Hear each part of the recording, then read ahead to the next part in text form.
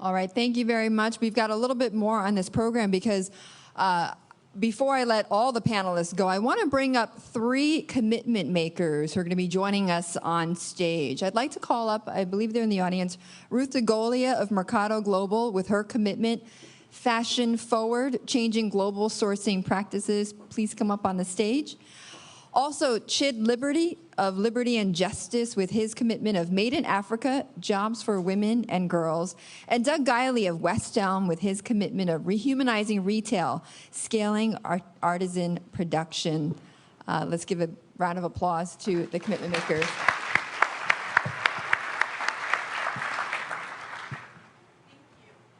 I am Ruth DeGolia, and I'm the founder of Mercado Global, a nonprofit that connects rural indigenous women to major retailers in the US, Europe, and Asia.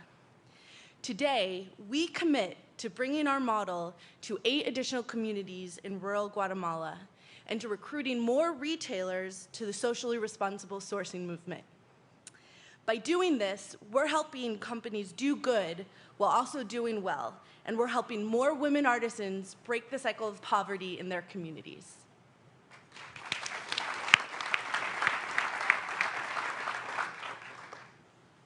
I am Chid Liberty from Liberty and Justice. We are proud today to introduce Made in Africa, a network of 7 fair trade apparel factories. Over the course of 3 years, and starting in Liberia, these factories will generate $45 million in revenue to be reinvested locally through supply chain partnerships and advanced purchase order financing with multinational apparel companies.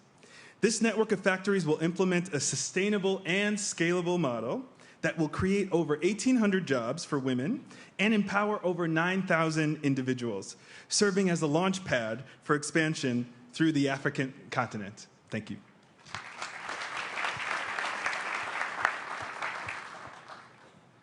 Good morning. I'm Doug Guiley from West Elm, a division of Williams-Sonoma. Like Liberty and Justice and Mercado Global, West Elm's passion for global craft cultures and traditional techniques goes hand in hand in creating economic opportunity for artisans. We are proud to commit $35 million through 2015 to be paid directly to artisans who utilize handcraft techniques. By partnering with over 20 artisans in 15 countries, West Elm will create over 4,500 economic opportunities for artisans and will continue to work towards business creation, sustainable sourcing, and improving women's participation in the global economy. Thank you. Great, and Doug, just stay there because I know you have a question for our panelists. So, in light of today's discussion, what concrete actions would you like the CGI community to undertake to empower people at the base of the pyramid? Why don't we go down the line and have each of you answer that question. Bunker, would you like to start on that? I think without doing any surveys, you know that every community in the world which is in the remotest part have a problem of light, water, and work. And if we can look at all these 3 in a very collective, concentrated manner, the quality of life will improve. Then the health status, then the educational status follows.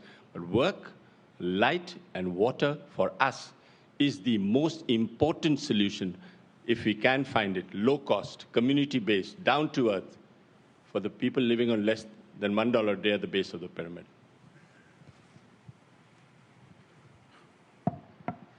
First of all, I believe on borderless world.